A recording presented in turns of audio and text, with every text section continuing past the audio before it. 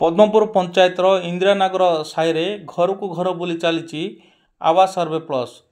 रायगढ़ जिला पद्मपुर पंचायतर एवं घर को घर बुली चली आवास सर्वे प्लस।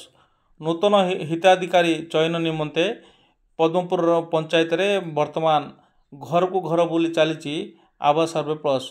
ए दृश्य हूँ पद्मपुर पंचायतर आज सकाळ 10टा समय दृश्य। एथिरे पद्मपुर पंचायत निर्वाही अधिकारी श्याम सुंदर पाणिग्राही, एडीओ गंगा सुरेश कुमार हिताधिकारी घर को घर बोली नूतन हिताधिकारी सर्वे करुचंती। एथिरे आधार कार्ड, बैंक पास बही और लेबर कार्ड संयुक्त करी आवास प्लस सर्वे रे संयुक्त करुचंती। तेबे एही सर्वे मार्च 31 तारीख पर्यंत सर्वे जारी रही सूचना दी। यही अवसर में अनेक हिताधिकारी माने सेमानंकर आवास प्लस सर्वे कर दृश्य देखा मिली। मो नाटा गंगा सुरेश कुमार, पद्मपुर पंचायत एडीओ।